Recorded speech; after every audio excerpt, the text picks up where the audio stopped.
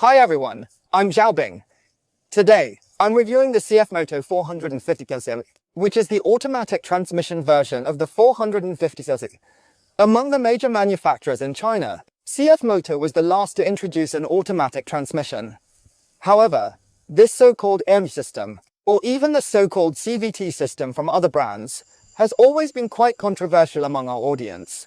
This is because many in our audience, people who are skilled at riding manual bikes, often look down on automatic transmissions. They feel that riding a manual bike is all about enjoying the thrill of shifting gears, revving the engine, and the smoothness of their own gear changes. They see themselves as experts and completely dismiss those who ride bikes with AMT systems, even questioning the necessity of AMT. However, many beginners, especially those learning on trikes for their driving tests, find them essential. Some even think they wouldn't buy a manual bike without automatic transmission. This has led to polarized opinions and ongoing debates.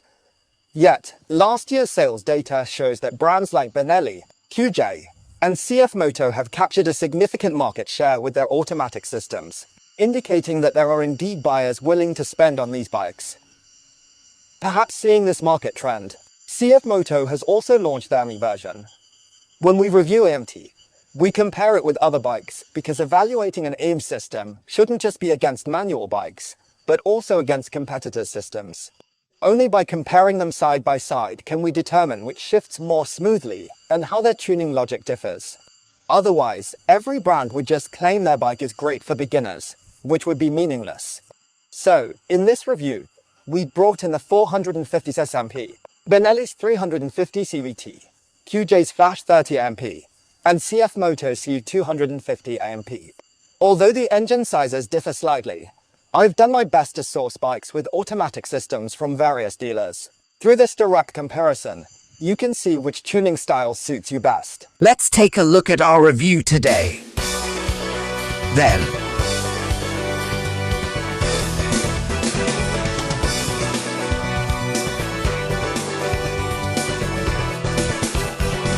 You can eat now.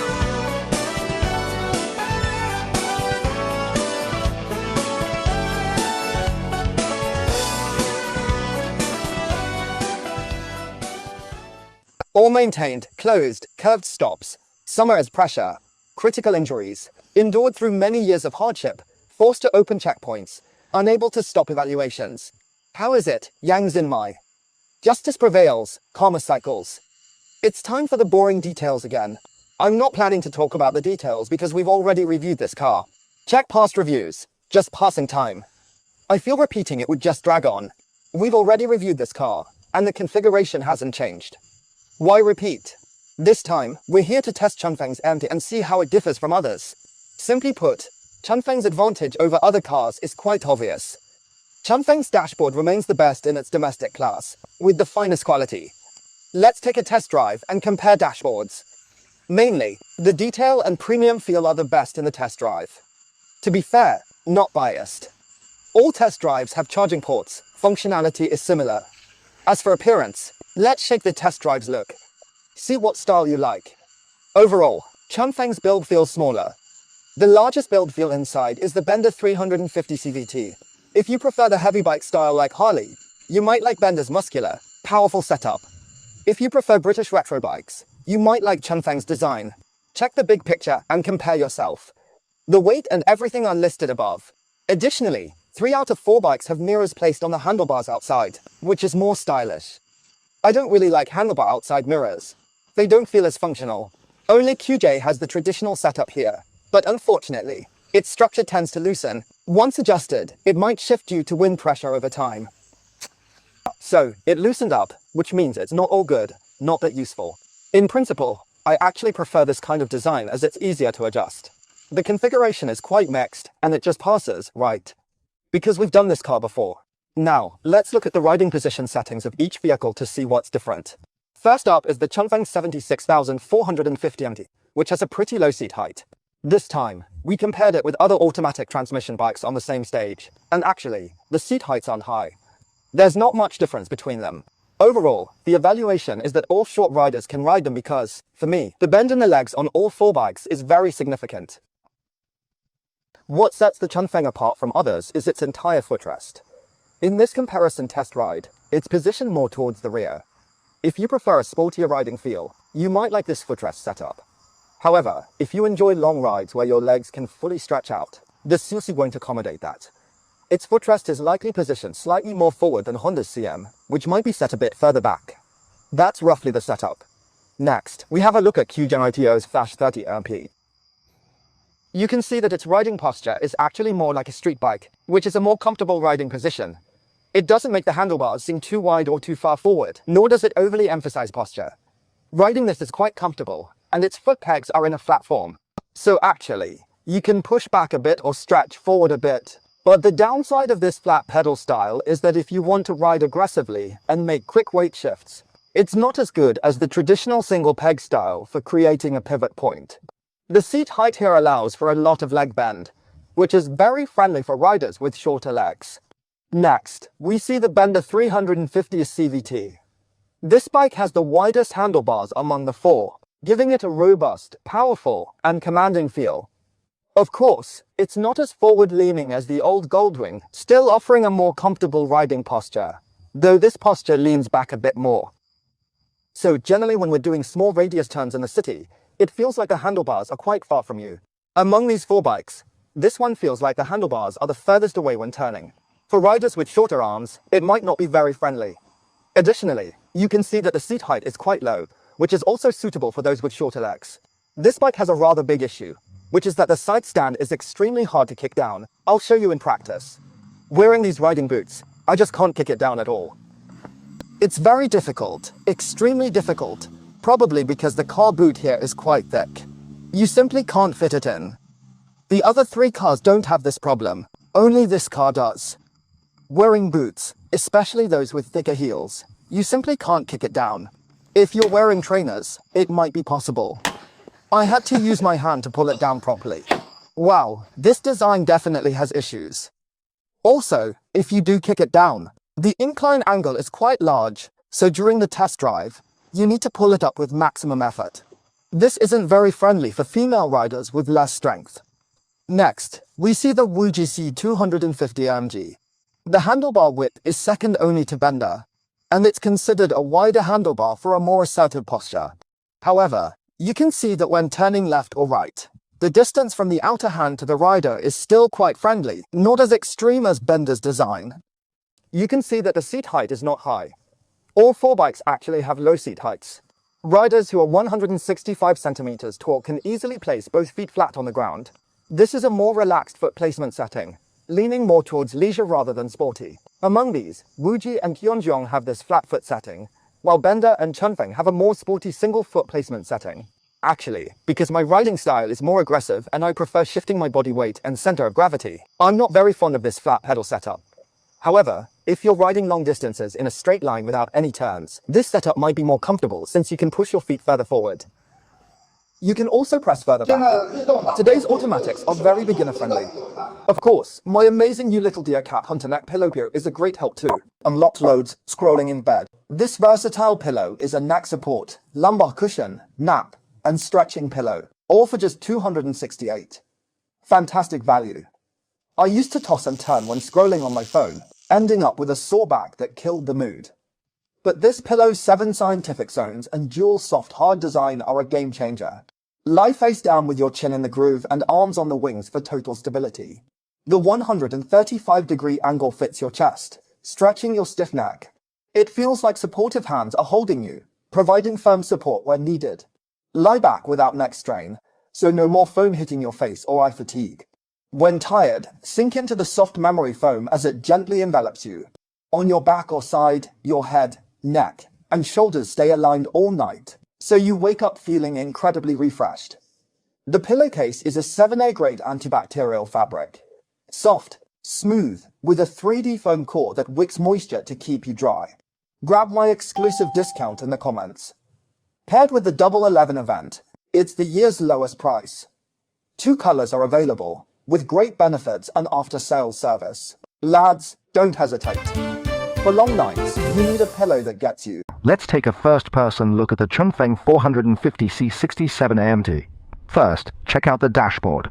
I still think this dashboard is the best in its class nationwide. If you don't believe me, compare it with other dashboards from the same manufacturer. Chunfeng's dashboard quality is simply the best. What's the difference between this and a regular manual transmission bike? Here, there's an upshift and downshift feature. If you're in M mode, you can manually shift up and down using this. The clutch has been replaced with a rear brake. This isn't a clutch anymore, it's the front brake, traditionally no problem. Then there's a DM switch for changing between D and S modes. The sport mode delays gear shifts a bit. DM means you can use the paddle shifters for manual gear changes or let it shift automatically. This integration is quite good, isn't it? Even though it adds a few switches, the overall feel is still quite cohesive. Some manufacturers make it look like things are just tacked on at the back. But Chunfeng's overall feel is quite good. There's nothing much else to say. It's exactly the same as the traditional CFMOTO. Next, let's test its low mode with small throttle shifts and low mode with large throttle shifts to see how well it transitions between gears. Let's start it up and take a look. The operation is exactly the same as a regular CFMOTO. It doesn't differ just because it's an AMD. Start with a light throttle, and it moves very smoothly. Use a light throttle to see how it shifts. At 40, it shifts to second gear. At 40 in second gear, it shifts to third. At 420 in third gear, it shifts to fourth. At 430 in fourth gear, it shifts to fifth.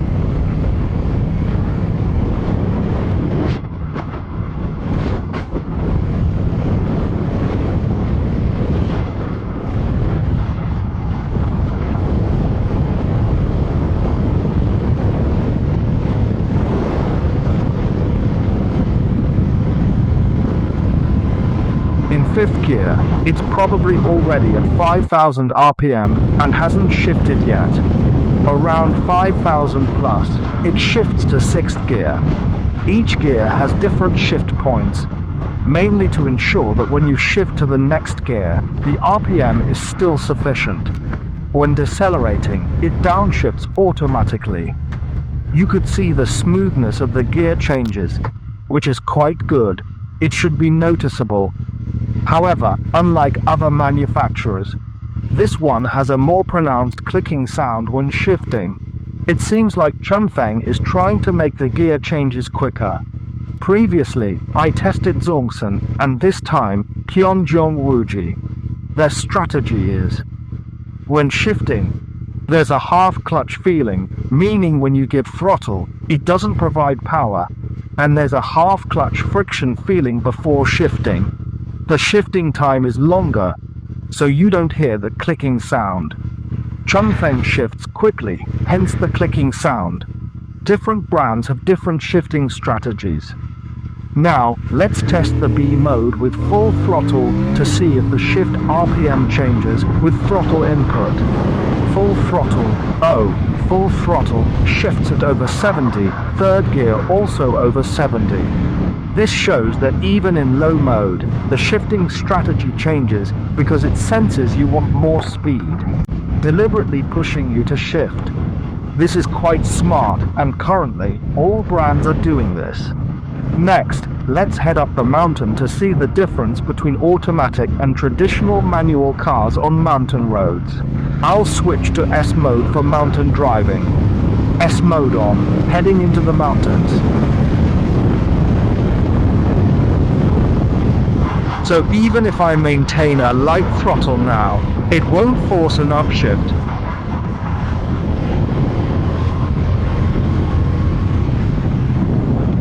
The handling of this Spring Breeze is among the best in cruise bikes. I always feel that apart from Honda's CM30, all currently available cruise bikes have worse handling than this one.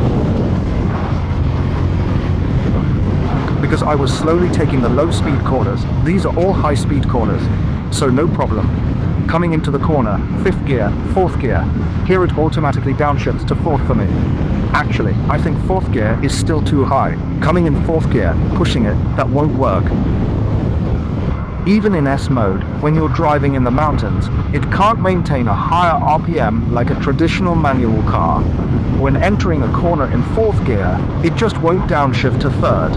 As long as the RPM doesn't drop low enough, Its downshifting strategy isn't proactive. Scraping the foot pegs, this car isn't as good as a traditional manual car for mountain driving in third gear. If I rely purely on it to change gears for me, I feel it's always one gear higher in every corner.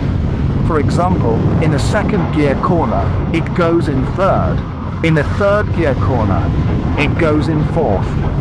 So, its acceleration out of the corner isn't as fast as a traditional manual. It stubbornly stays in fourth gear, not downshifting even after 4 laps, even when revs are high.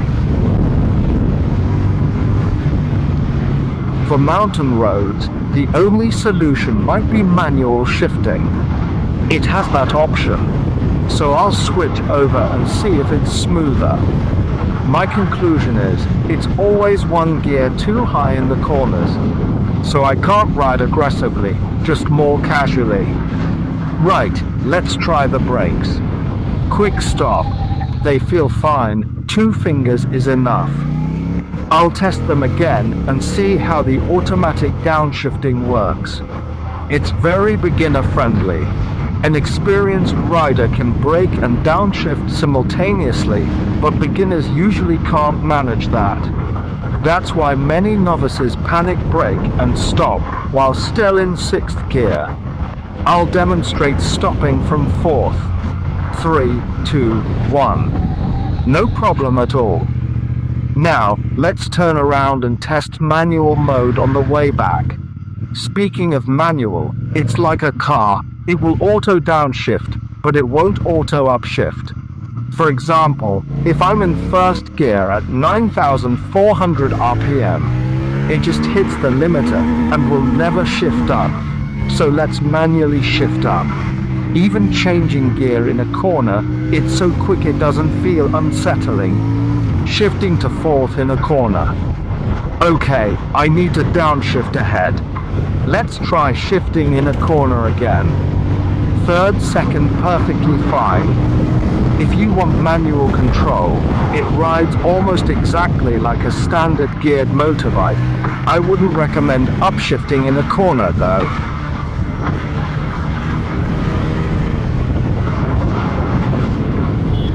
But I was just testing if upshifting in a curve would cause instability in the vehicle. I'm currently in 2nd gear, upshifting to 3rd in the curve, and then to 4th. It seems to handle better than a human. Generally, I don't recommend shifting gears on a curve because the power cutoff and re-engagement can cause instability. Downshifting to 3rd, then to 2nd. Call for shifting up from 2nd gear to 3rd. Now it's at the maximum incline. Shifting to 4th is fine, no problem, it's quite good. The speed of this manual gear change even feels faster. The sense of speed and engagement of this manual gear change is even stronger than a human's. Manually shifting gears at maximum incline is actually quite a dangerous thing. The operation is not bad. Sure, this M mode can totally handle mountain driving, easily reaching top performance. It's amazing for mountain runs, feels great.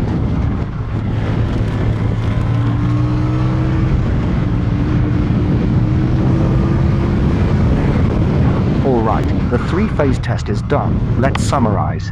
The handling is as great as ever. You can simply describe it as great. If you don't believe me, go try riding other brands' bikes of the same class. The M mode shifting is very quick and smooth, almost better than a human, even stronger than the best human, almost. Whether in D mode or S mode, the automatic downshifting is not very proactive.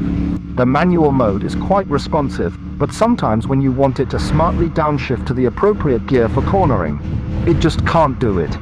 It will always be 1 or even 2 gears higher. Fortunately, there's the M mode. Right, let's go and test other cars to see how they're tuned. Let's take a look at the first-person view of the QJ Flash 300 AMT. QJ Flash 300. Actually, this setup is exactly the same as the one from Chunfang. Everyone uses the same structure, but the QJ one doesn't feel as integrated. Maybe it's because the 2 colors are different. so it always feels like it was added later. The Chunfeng one is black, which is a bit better. The paddle structure is also exactly the same, but the paddle feels a bit looser. Looking at the instrument panel, this one can't really compare to the Chunfeng one, right? The Chunfeng one looks better, more detailed. This one looks a bit cheaper. Let's start it up and have a look. In the same D mode, we start with a light throttle to get going, then shift to second gear, then third, and then fourth.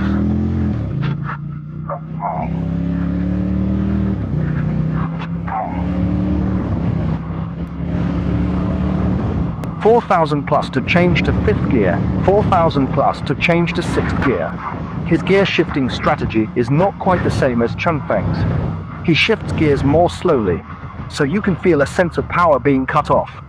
Not sure if it was recorded, but you might feel yourself slightly lurching forward when the power is cut off, which lasts about half a second. However, the advantage is that he doesn't rush to shift like Chunfeng, which can cause a clunking sound. He doesn't have that clunking sound when shifting because there's a semi-clutch engagement state. There are pros and cons to this. The good part is that you don't really notice the clunking sound when shifting, so the sound experience is better. The downside is that you might lurch forward a bit when he shifts, as the power cutoff lasts longer.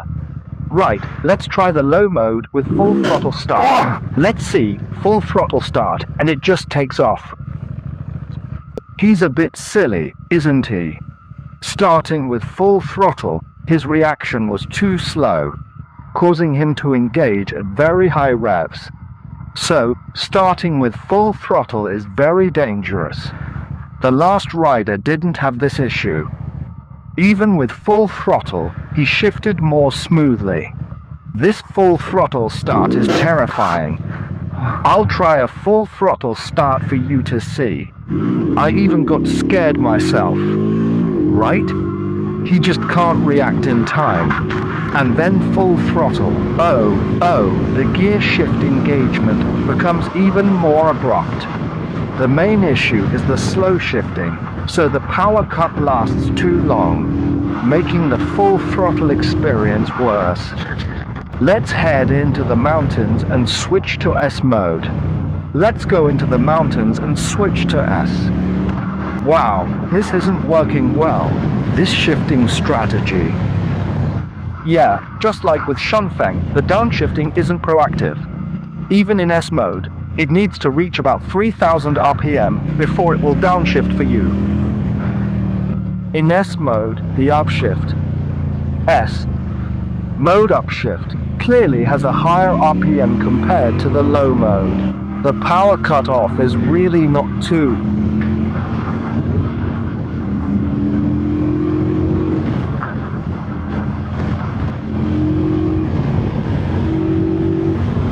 When I exit a corner in 5th gear, it helps me shift to 6th. This isn't good. What if it upshifts in the middle of a corner? I'll test it a bit to see if it upshifts mid-corner. There's a 3rd gear corner ahead. Entering the corner and accelerating, this automatic gearbox isn't great for cornering. In the middle of a corner, after passing the apex and accelerating, it upshifts while you're still leaning. Unfortunately, the upshift takes a while, causing instability in the car mid-corner. If the logic for aggressive upshifting when entering a corner is the same for everyone, then the quick shifting of Chunfeng has a huge advantage. At least it won't make you unstable mid-corner.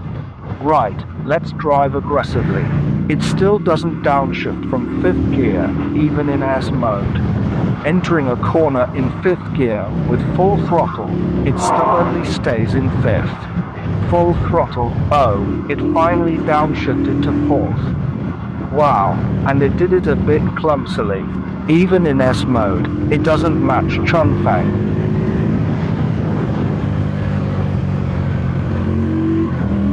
I'm really afraid he'll take the corner. I downshift to 3rd gear, then 5th gear, and again to 5th. Without exiting the corner, I accelerate out to see if he'll back off. If he doesn't, I'll keep pushing and won't back off.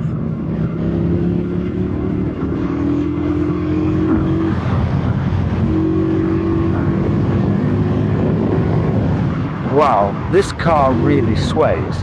Definitely more noticeable than the CG. I can conclude there's no need to trouble myself.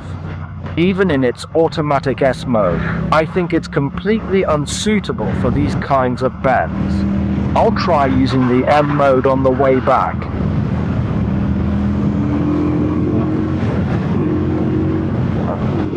The downshifting strategy is even less aggressive than a spring breeze.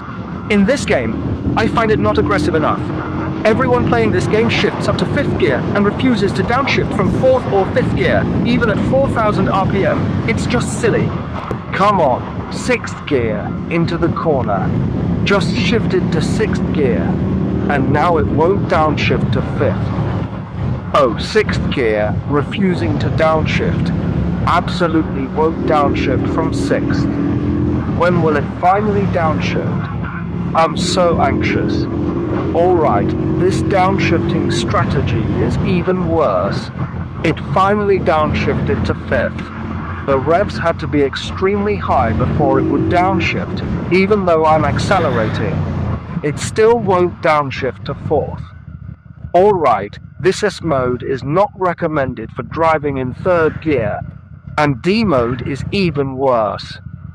If S mode is this bad, D mode won't follow my intended gear for cornering. Let's try M mode. Let's turn around and test it. Still in S mode. It's stuck.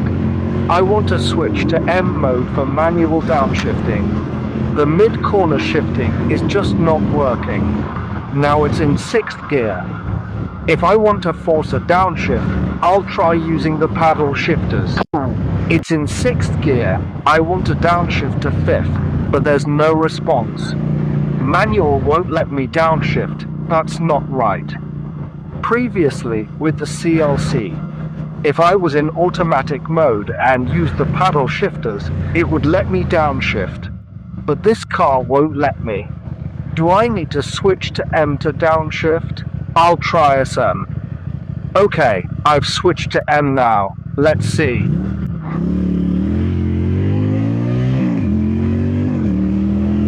The logic here isn't right. Whether in D mode or S mode, if I want to force downshift using the paddle, there's no response. I have to first press the manual button to switch to manual mode, then use the paddle for it to respond. It's like, for others, if you want to force downshift, you just press one paddle. But here, to force downshift, you have to press two buttons. This logic isn't good. Let's see if we can drive in manual mode on the mountain, shall we? Yes, down the mountain. Couldn't downshift. Maybe the RPM was too high. Didn't let me. Tried downshifting in the middle of a turn. Wasn't too confident. Downshifted to 3, and it worked. I'll try adjusting the car in the bend later, yeah? It's M mode automatically upshifted for me, which was really unnecessary. When reversing into a corner, the feeling isn't great because the power cut lasts too long. I tried to see if I could over-rev, but it's so redundant. For example, now in 2nd gear, I don't want to upshift. I want to max out the revs, but I can't do it. It's a mess. Why do this? Are they afraid my car will break? Right now, I don't want to upshift. I want to stay in 2nd gear, but it's completely impossible. It insists on automatically shifting to 3rd gear. It detects that I'm about to over-rev, which is too much. I actually switched to manual because I don't want it to randomly shift for me, as I find the power cut too long. But it's so redundant.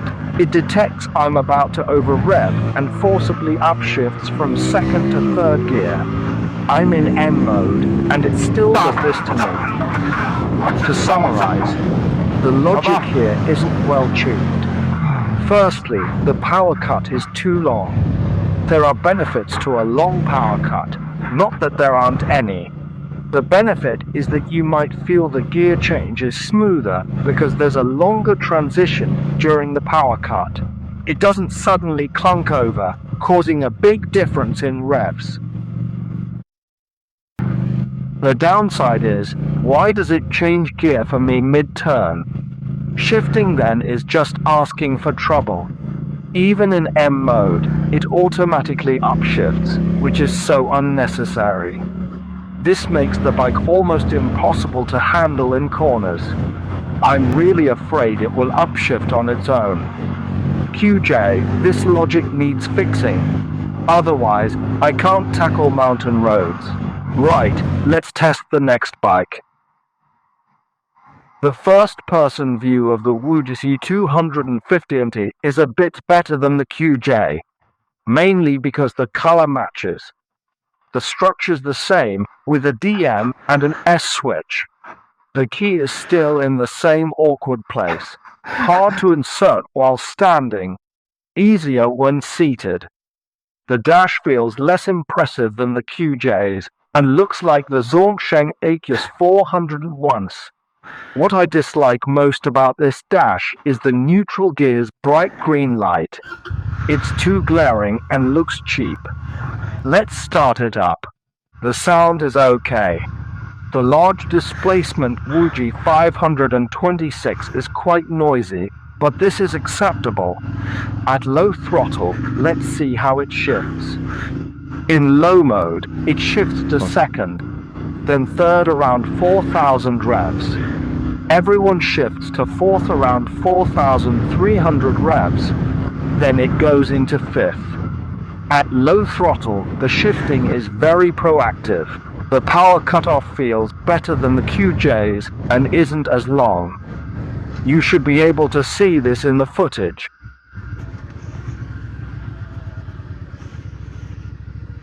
Alright, shift back to first gear. Then, let's floor the accelerator and see if there's that QJ situation. Starting with full throttle is still manageable. It won't be as terrifying as the QJ's engagement, right? At least it's a half-clutch release. The QJ's engagement was way too scary. In first gear, full throttle, it revs high immediately when you release the clutch. It's frightening. First gear, full throttle, low mode. If you go full throttle, it will only shift gears at around 70 or so, all the same. Oh.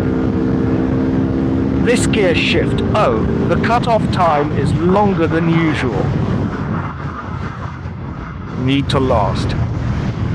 The gear shifting is quite smooth and comfortable, unlike the QJ, which takes a bit longer and causes a slight back and forth wobble. This one doesn't do that. I rate its gear shifting higher than the QJ, possibly on par with Chunfeng, but still different. Chunfeng shifts incredibly fast, but you can still feel a semi-clutch state in between. Let's switch to S mode and hit the hills. Now we're in S mode. Let's go for a mountain run.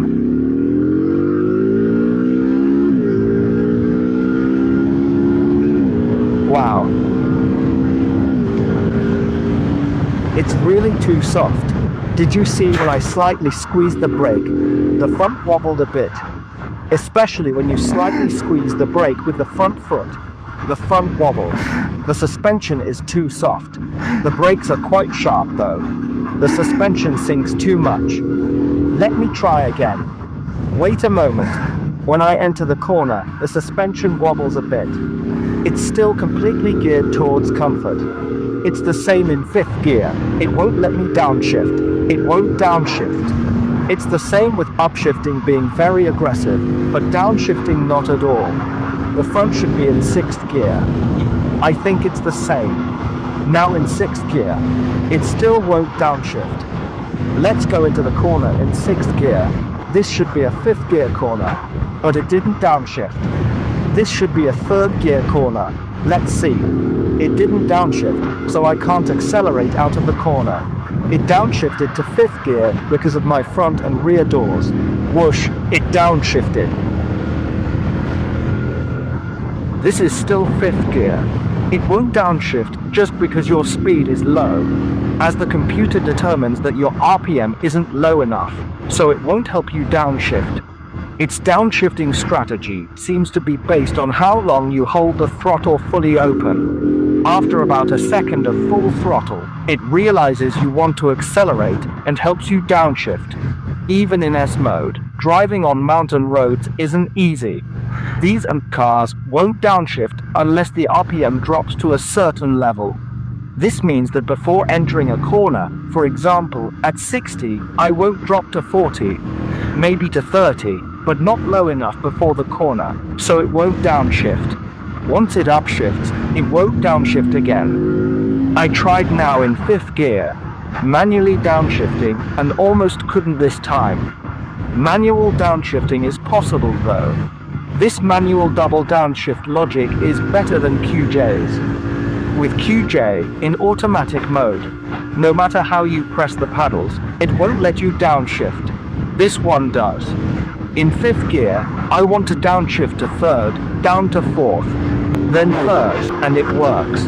If you ease off the throttle a bit, it switches back to automatic. I'll try again, 5th to 4th to 3rd, then ease off the throttle. When exactly does it automatically switch back to automatic mode, and what's the logic behind it? Now it automatically switches back to automatic mode, so even if I temporarily request a downshift, it can do it. Then after a while, it knows you're not using M mode anymore, and it automatically switches back. That's quite clever, isn't it? On the return journey, we'll try using M mode again. Switch to M mode. Let's first see if it will automatically upshift when over revving. Not bad, it doesn't automatically upshift when over revving. This means if I want to maintain 2nd gear through a corner, it stays in 2nd gear, and if I want 3rd gear, it stays in 3rd gear. This is better, unlike the QJ, where it thinks you're over revving and automatically shifts up for you mid-corner. Right now, I just want to take the corner in 2nd gear, right? I'd rather it over rev, and then I upshift myself after exiting the corner. That's how it should be. You can go from 4th to 3rd, 4th to 3rd. That's fine. This mode can also handle the transmission, but you can clearly feel that the time it takes to switch power with each gear change is slightly longer than with Chunfang. Let's add a gear. I want to see what happens with large steering angles and gear changes mid-corner. Now it's in 4th, downshift to 3rd with the front foot, still okay.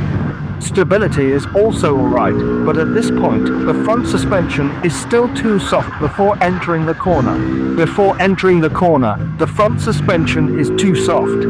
Upshift to 5th gear.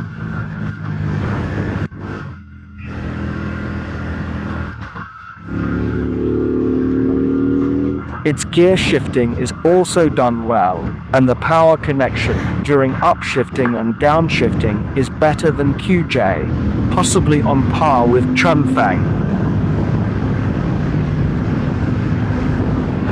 4th gear, forced downshift to 3rd is fine. Before, there was a 3rd gear corner, and we forced an upshift to 4th gear.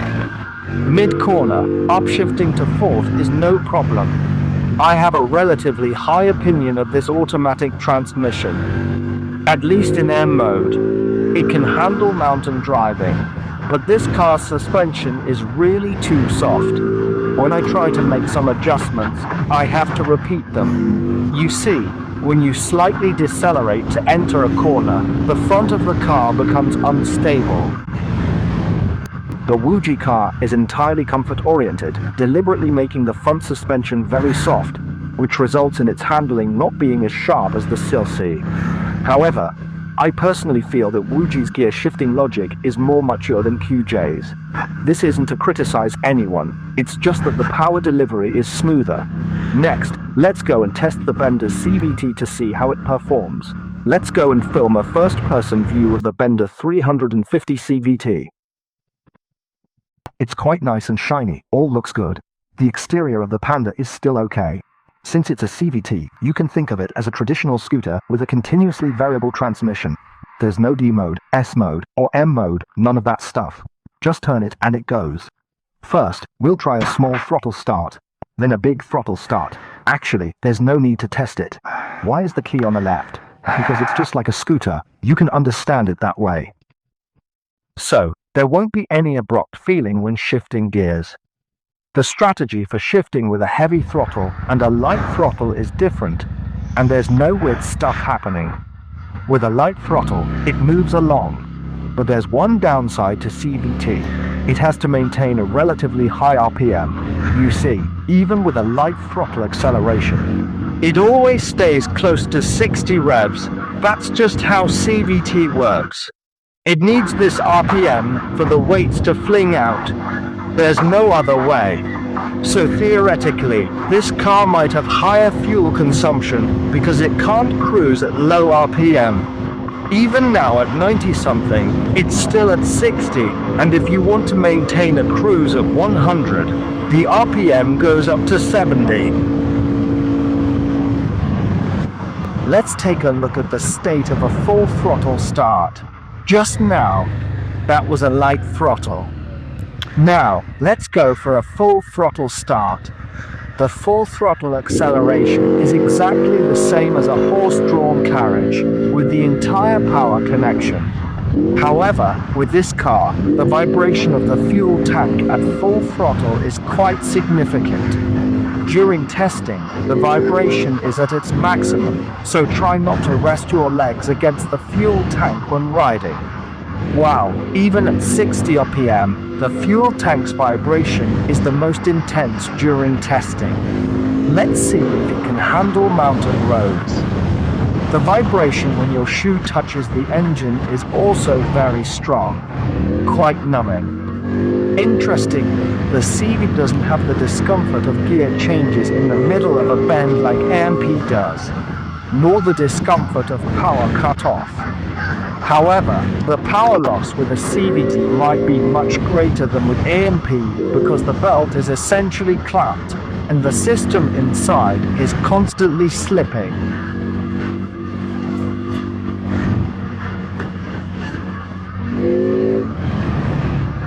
When the time comes, a 0-100 km/h acceleration test will reveal it.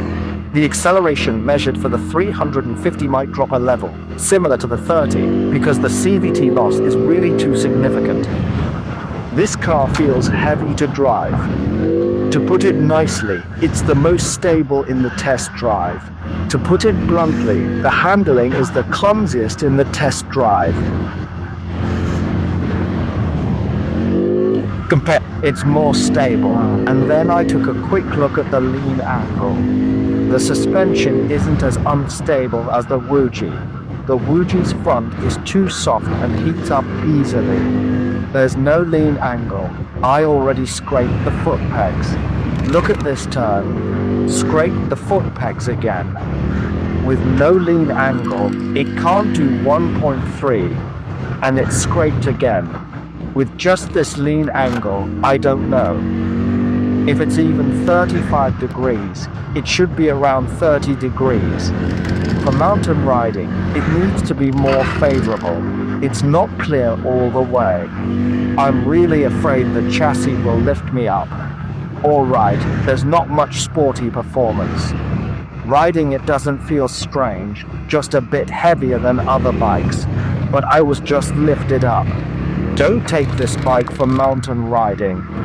Conclusion, it doesn't have a usable lean angle, and the bike might lift you out. But even at maximum lean, it's still very stable in turns. It doesn't start shaking when you apply a bit of brake, right? I tried applying a bit of brake, and it's okay. Testing the brakes, 2 fingers aren't enough. I tried with 2 fingers again, but you need more force. I tried with 4 fingers, only then is it strong enough. The braking force is still a bit weak. Alright, there's no S mode, so we're heading back. I don't want to push it on the return. I'm really afraid this bike will lift me out. There aren't many cruisers that can handle mountain roads, just the CM30 and the Shiu 7. Even the Hanwei 50 was fun on the mountain roads. This one's chassis is too low. Usually, I push it a bit on the return, but with this bike, I really don't want to. I'm afraid it'll lift me out. Let's conclude. The biggest advantage of CVT is that it's not like M and has different shifting strategies and speeds, leading to varying levels of smoothness.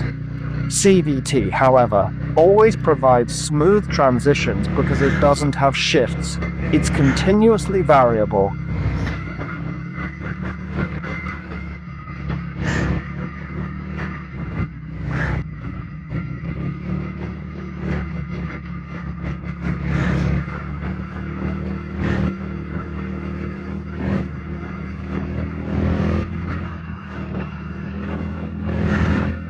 What are its downsides? The vibration is significant because it needs to maintain a relatively high RPM. It could also be that this car inherently vibrates more. Another issue is that you almost can't ride it at high speed with low RPM. As soon as you give it some throttle, it goes over 6,000 RPM, so it's likely that its cruising fuel consumption will be higher. It's also very noticeable that the power it puts out isn't quite at the 350 level, possibly a bit weaker. We might be able to see this in the 0-100 km/h acceleration test, looking at the data. Other than that, there aren't many issues.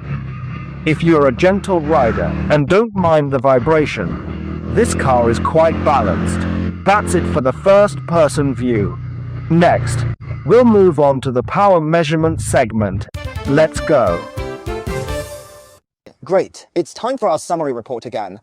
Actually, in this summary, I mainly want to talk about the differences in the automatic transmission systems of the four cars. But since all four cars were brought for the same test, let's briefly discuss handling first.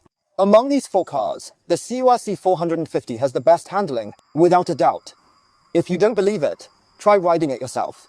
Under the same test conditions, same road conditions, and same rider, I don't believe any other car can handle better than this one. It simply has the best handling.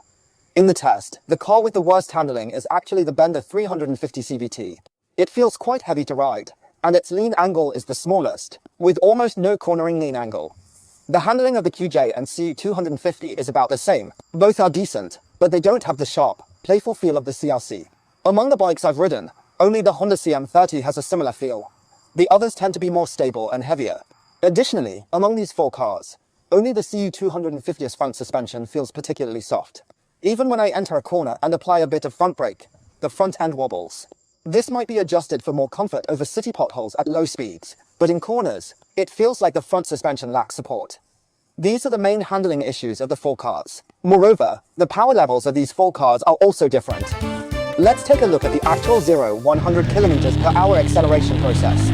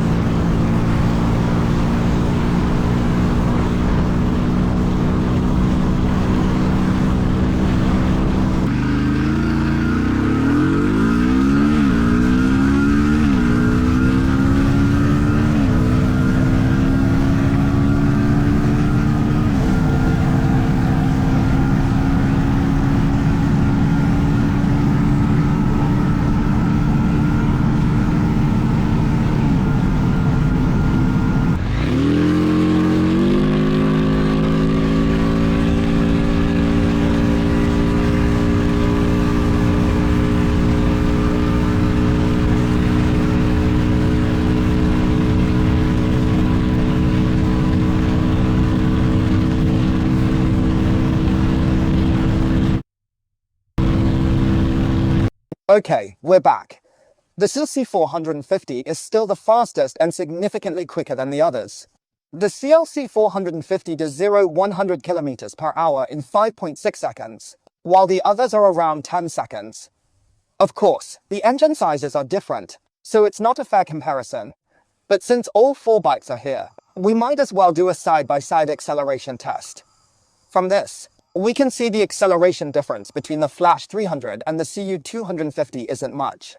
One at 10.8, the other 10.3 seconds. I personally think it's due to the gear shift strategy of the former, where the gear engagement time is too long, causing each gear change to lose power for a while, possibly over half a second.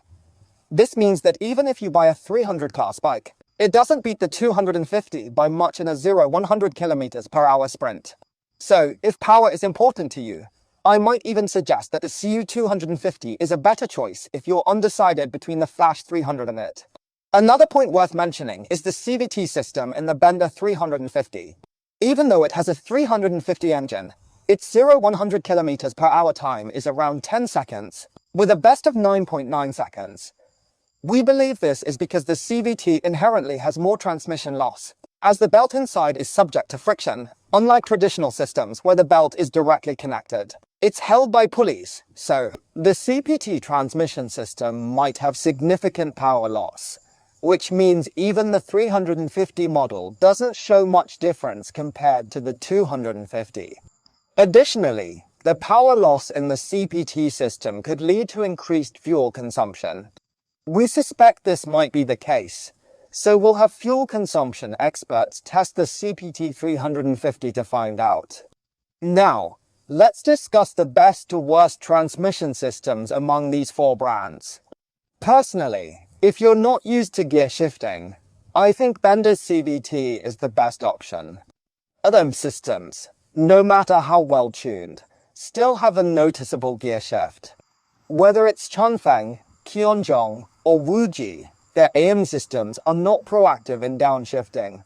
They quickly find the most fuel-efficient gear, but if you're in 6th gear and want more power, it only downshifts one gear at a time. It can't instantly shift to your desired gear. So, unless you use the manual M mode, these AM systems won't downshift to the ideal gear when exiting a corner. In contrast, CVT might be the best choice for beginners. It maintains a constant 6,000 to 7,000 RPM, but you must consider that CVT has higher fuel consumption, weaker power, and potentially shorter belt life due to its compact space. If you overlook these drawbacks, CVT is the best choice for those who don't want to deal with gear shifting. It still requires understanding of gear logic, which might be challenging for beginners. On a side note, among these four bikes, Benda's CVT has the most vibration, possibly due to its high RPM. Even at 100 kilometers per hour, Benda is the least comfortable, with the engine and transmission vibrating, affecting the fuel tank. You can't maintain a high gear, low RPM ride, making CVT the least comfortable for long rides at 80-100 kilometers per hour. The biggest issue with transmission logic is with QJ's system, which feels like an unfinished product. In automatic mode, whether D or S, it can't downshift manually, which is a major oversight by the product manager. I have to switch to M mode to downshift manually. When I need acceleration, Chunfeng and Wuji can instantly downshift in M mode, but QJ can't, which is a major downside. Additionally, QJ and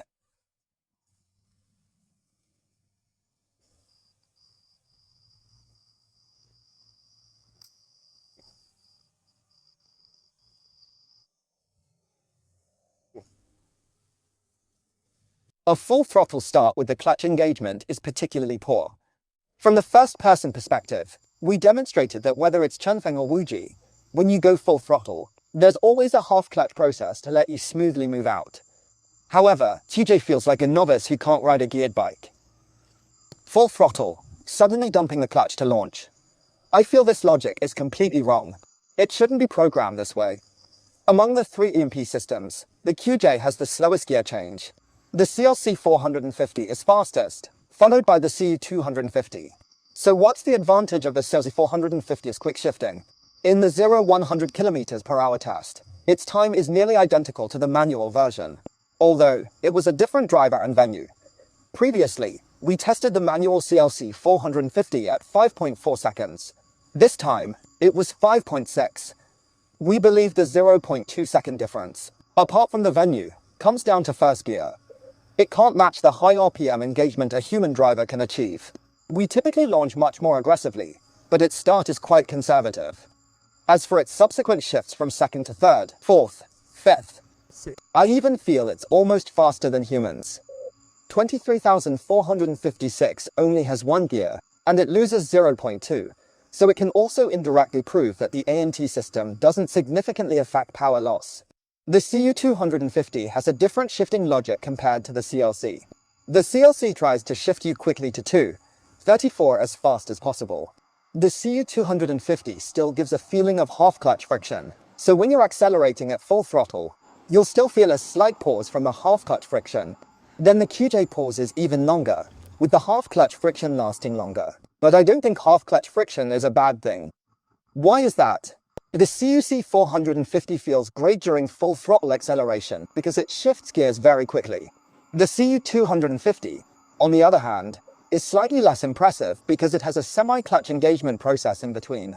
During this fraction of a second, you might feel a slight power loss before it re-engages. However, the CU 250's tuning has an advantage. When you're not at full throttle and are instead accelerating gently at about 1/3 throttle, the quick shifting of the CUC 450 can make you distinctly feel each gear change. In contrast, with the CU 250, the sensation is smoother. This is due to the semi-clutch friction process, making the gear changes feel particularly smooth, to the point where you might forget it's shifting at all. So, there's a trade-off. The CLC focuses on performance and minimizing power loss, reducing the time the power is cut off. The CU250's tuning is almost identical to the AQS 401 I tested before, and I quite like the CU250's approach. At least during gentle acceleration, its gear changes feel smoother. It's all about personal preference when choosing. Among them, the QJ is completely out of the running. Its gear changes are too slow and abrupt, especially since the M mode doesn't allow downshifting. The CVT, I still believe, is a very beginner-friendly shifting method. It allows you to maintain almost maximum torque at any time, and because it's continuously variable, there's no jarring feeling from differences in gear RPMs. No matter how well you tune the logic, each gear will always have RPM differences, which the CVT doesn't have. As for whether the CVT results in higher fuel consumption, and if so, by how much, and whether it's to an unacceptable degree, let's have the fuel consumption experts compare the CLC 450 NT and the Benelli 350 CDC. Cheers. I'm Choo Choo, and it's my turn again. Right, this time I'll test the CLC 450 with AMT, which means automatic transmission. Let's leave the other stuff for later and talk about it once we're riding. As usual, let's first take a look at the dashboard.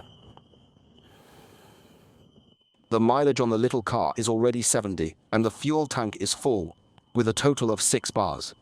Open the fuel tank and take a look. See it? Just at the position of the tie rod, okay.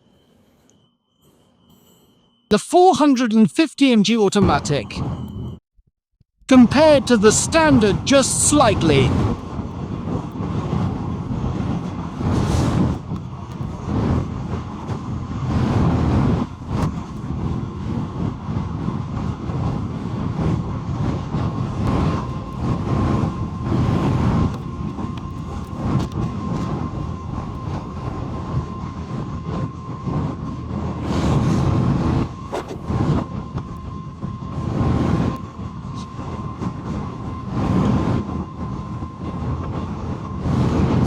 Stop for a moment.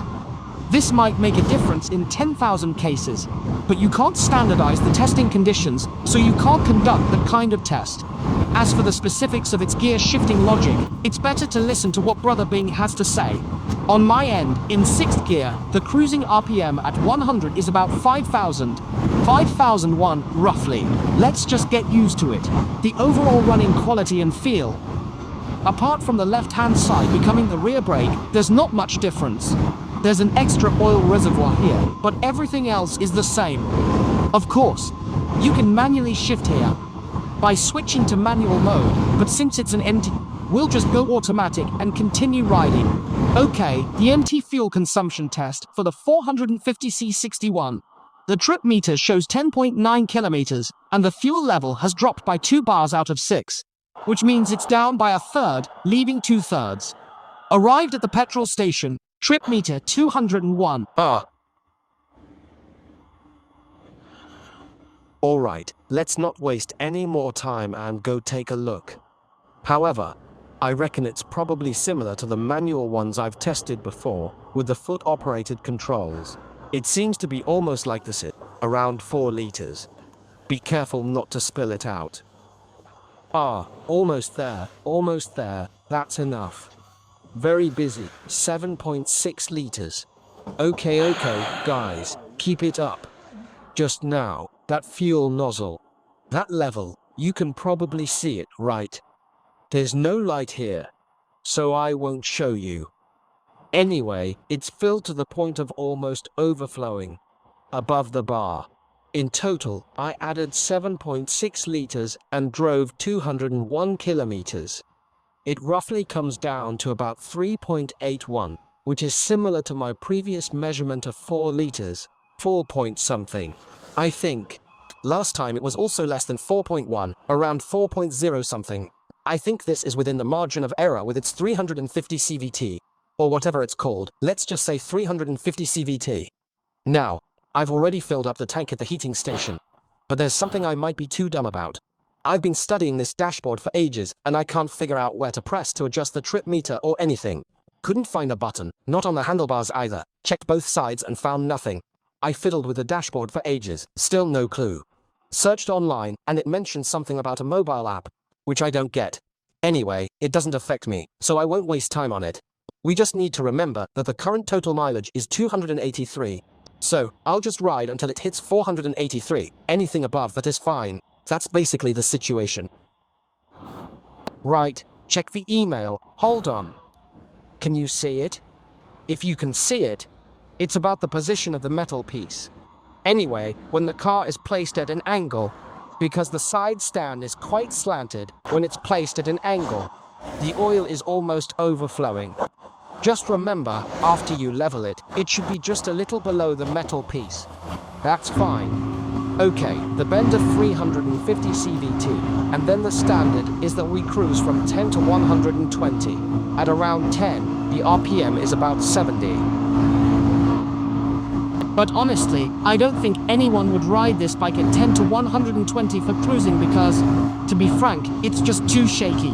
It vibrates everywhere, I believe. Not sure if the recording can capture it, but you should be able to hear it roaring. It's genuinely a bit uncomfortable.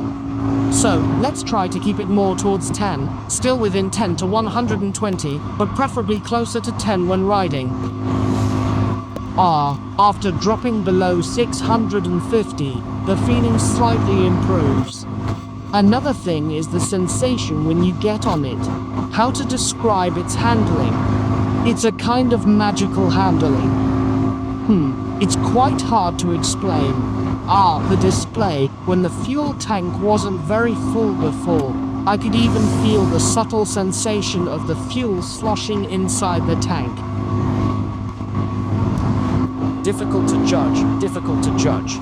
Okay, anyway, no more nonsense. Nothing much to pick on, just continue riding. Okay, now the total mileage is 38. It was 283 when I set off, so I've covered 10 kilometers.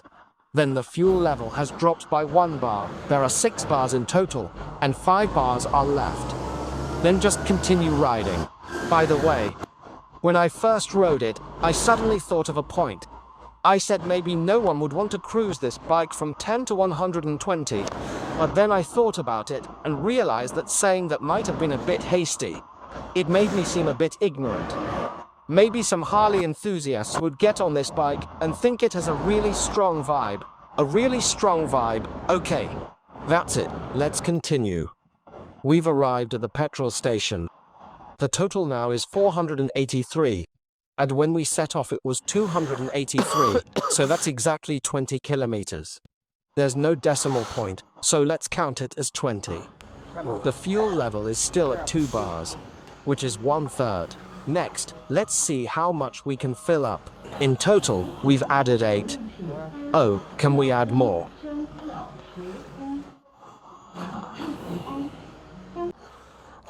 Okay, the Benda 350 CVT fuel consumption test used a total of 8.61 liters to cover 20 kilometers, which works out to 4.3.